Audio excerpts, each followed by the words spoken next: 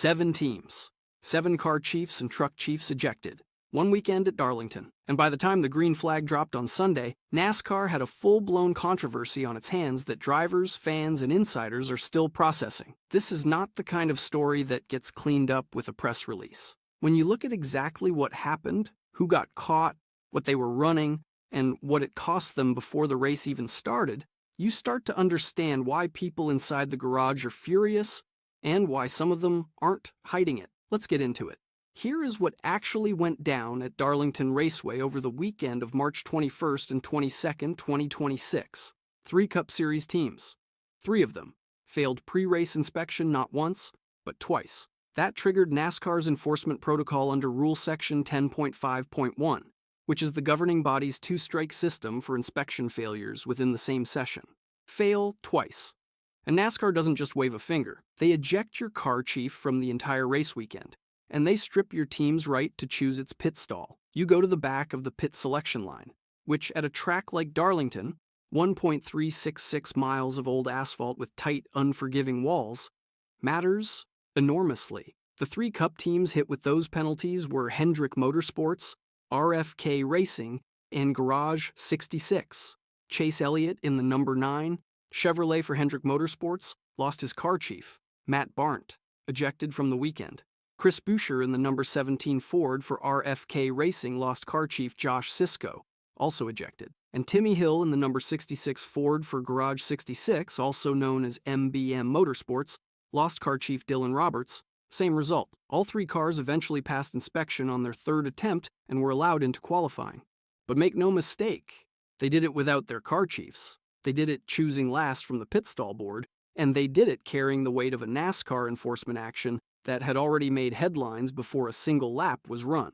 But that's only half the story, because the Cup Series controversy was just one layer of what unfolded at Darlington. The Craftsman Truck Series had its own inspection failure crisis the day before, and the numbers there are even more striking. 4 Truck Series teams failed pre-race inspection twice on March 20th and 21st. 3 of them, 3 out of 4, belong to the same organization, Kaulig Racing. A Jay Allmendinger in the number 10 Ram had truck chief Ethan Hutchins ejected. Brendan Queen in the number 12 Ram had truck chief Ryan Richmond ejected. Corey LaJoy in the number 25 Ram had truck chief Donald Colwell ejected. And William Sawalich in the number 1 Toyota for Tricon Garage rounded out the 4, with truck chief Bailey Curry also removed from the weekend. This is where the total reaches 7. 3 Cup teams, 4 truck teams, 7 total across both series. 7 car chiefs and truck chiefs ejected in one NASCAR weekend at Darlington. And when you say it that way, clearly, with the numbers laid out, the story suddenly makes a lot more sense. This wasn't one team cheating. This wasn't a coordinated conspiracy. But it was absolutely a systemic enforcement moment that exposed something worth talking about. And the people inside that garage are talking. And then came the part nobody saw coming. Kaulig Racing's situation deserves its own conversation, because the context behind those 3 Truck Series penalties is staggering when you understand where that organization stands right now. This is Kaulig Racing's first full-time season competing in the Craftsman Truck Series. They came in with a 5-truck program, an ambitious, aggressive operation that signaled real investment in the sport. And in one pre-race inspection session at Darlington, 3 out of those 5 trucks failed inspection twice. 3 truck chiefs ejected on the same morning. That is not a coincidence. That is a structural problem, whether it is a communication breakdown, a setup process that was pushing limits too aggressively, or something in the preparation workflow that needs immediate correction. When 60% of your trucks fail inspection in the same session, that is an organizational wake-up call. Tricon Garage's inclusion matters too. William Sawalich and the number 1 program were building momentum heading into Darlington, and losing your truck chief before you even get to the grid is a significant disruption, especially at a track that punishes any gap in preparation. Sawalich is a driver with real upside, and the last thing a young program needs is that kind of penalty cloud hanging over a race weekend. Now step back and look at the Cup Series picture. Chase Elliott is 5th in the standings heading into Darlington, sitting 87 points behind points leader Tyler Reddick. That is a manageable gap, but it is not comfortable. Hendrick Motorsports has been working hard to find consistency in 2026, and Elliott has the talent to be a championship contender. But the number 9 team walking into race day without Matt Barnt, their car chief, the person responsible for the car's technical compliance and setup execution, is a real disruption. Barnt has been a key part of that operation. His ejection did not just cost the team optics. It cost them continuity on race day. RFK Racing's situation is equally loaded. Chris Buescher in the number 17 is 9th in standings, 109 points back from Reddick. RFK has been building something real in recent years. The team that Brad Keselowski co-owns won at Darlington in May 2024.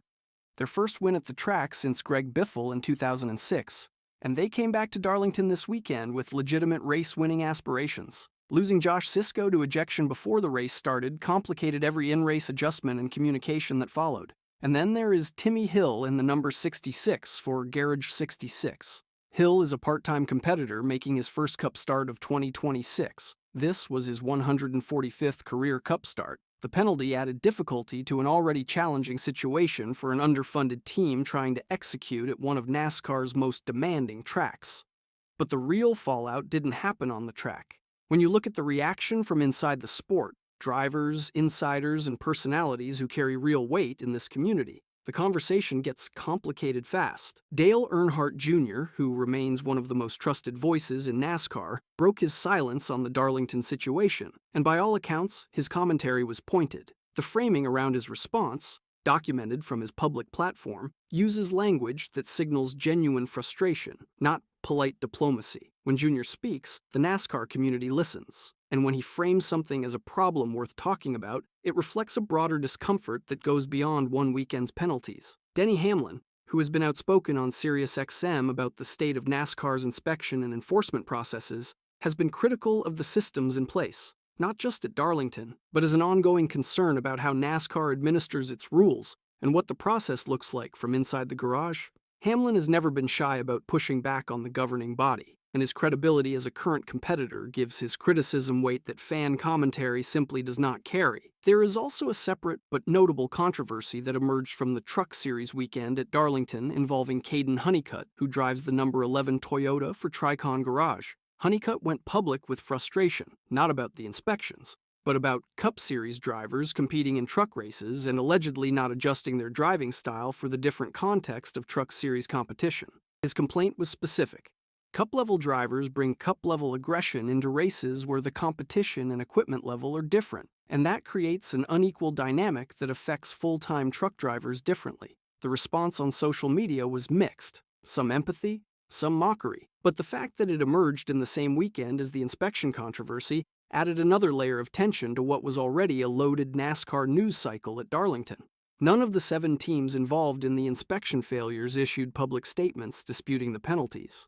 All 3 Cup cars passed on their 3rd inspection attempt and raced.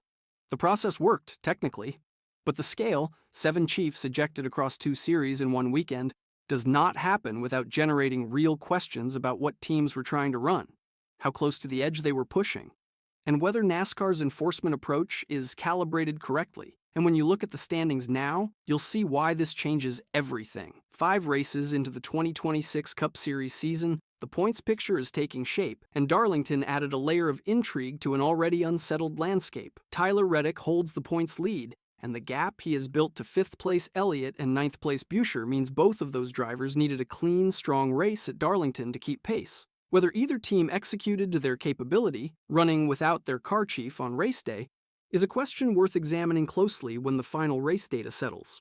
The inspection failures themselves do not carry a direct points penalty under the protocol triggered at Darlington.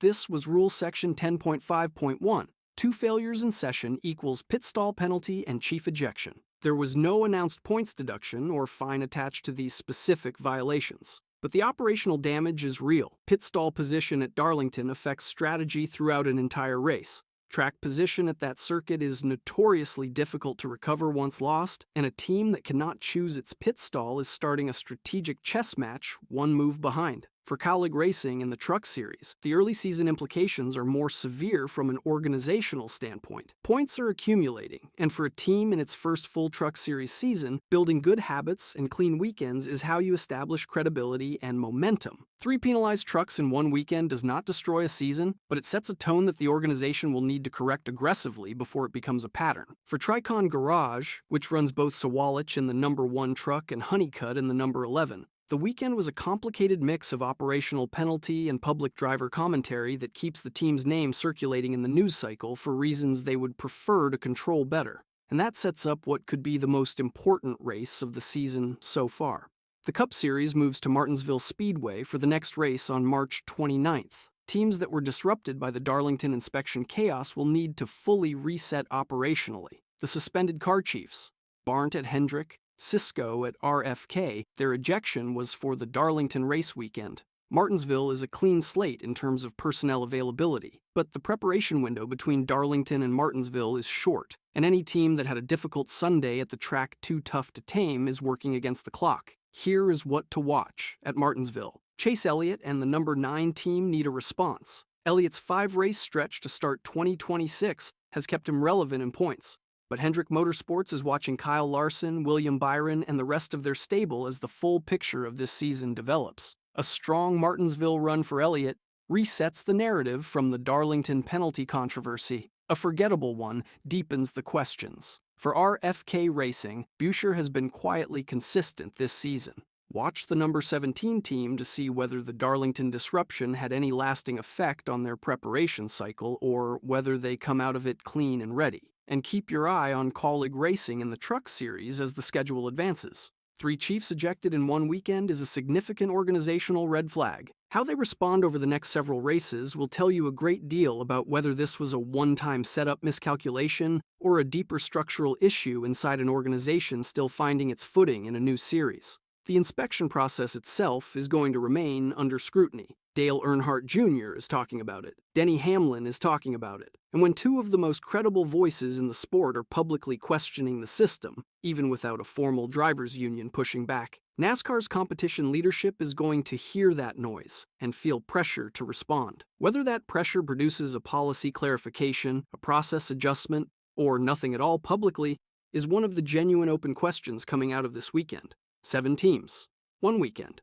Darlington delivered exactly what it always does: chaos, controversy, and a story that does not end when the checkered flag falls. The real question now is whether the teams that got burned are going to let this define their season, or whether Martinsville is where they fight back.